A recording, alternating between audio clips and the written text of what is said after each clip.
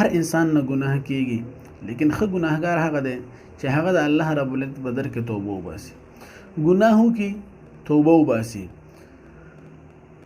حضور صلی الله علیه وسلم فرمایي انسان چې کله توبه وباسي الله رب العزت د هغه زړه صفا کوي. انسان چې کله توبه وباسي د هغه هر څه الله رب العزت برابري، دنیا او آخرت ټول کارونه الله رب العزت د هغه برابري. او مسلمانانو الله رب العزت یو داسې ذات دی چې موږ او تاسو د هغه محتاج یو، هغه زموږ او تاسو نه دی محتاج. صحابه کرام، صحابون، لوی پیغمبران، نبیان ټول الله رب العزت محتاج وو. الله رب العزت د هیڅ احتیاج نه لري، خو په دې دومره هر څه کې چې موږ د هیڅ احتیاج الله رب العزت نه لري، موږ ورته ټوټل محتاج یو. لیکن بیا هم چې موږ او تاسو کله د توبې په نیت باندې روان شو نو الله رب العزت هر کله درته وایي چې زما بنده راځه راځه توبه وباسه، دا دنیا به دې هم برابر شي او آخرت به دې هم برابر شي. چې یو انسان ناراض شي نو د هغه کور ته د هغه د مناولو دپاره، د هغه د خوشحالولو لپاره بار بار موږ د هغه کور ته ورځو، بار بار د هغه مخ ته موږ ورځو، لیکن هغه معاف کول نه کوي. مخ ته اړو چې راشي، مخ ته واړو یو طرف بل طرف ته. لیکن الله رب العزت داسې ذات دی چې ته څومره هم ګناهګار شي، څومره هم ګناهونه وکړي، د اسمان او ځمکې د امینځ خلا ټوله د ګناهونو نه ډکه کړي، لیکن د الله رب العزت په در کې یوه سجده وکړه، یوه اوښکه د الله رب العزت دپاره تویږه چې یا الله چې داسې مې کړي په دې توبه بیا به نه کوم. الله رب العزت د هر څه درته معاف کوي. مسلمانان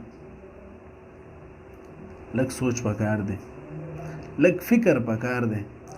الله رب العزت په معمولی شیزونو باندې، معمولی بانو باندې انسان ته لوی پیکجونه لګولی دي.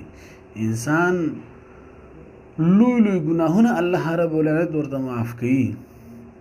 لیکن انسان چې سوچ وکړي، انسان پوه شي په دې شي باندې.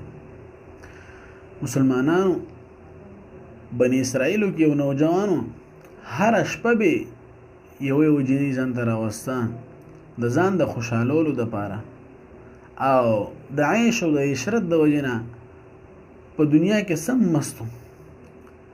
یو شپه یو جنۍ راوسته، 80 درهم یې ورکړل، ډېر غټ شی جوړېږي مسلمانانو. بیا د هغه زمانې چې کله اجنۍ مستن کمرې کې ناسته ده ورسره، د دروازه بنده کړه، نو اجنۍ ورته وایي چې ای فلانکیه، ای نوجوانه، تا خو زه راوستم، زه ستا غلامه شوم، ته چې څه وایې ستا د خوشحالېدو دپاره به هغه زه نن کوم، لیکن دا درته ووایم چې زه طوایفه نه یم، زه داسې یو جنۍ نه یم، زه د ډېر ښې کورنۍ یم، خو غربت د وجې او مجبورۍ د وجې دې ځای ته رارسېدلی یم.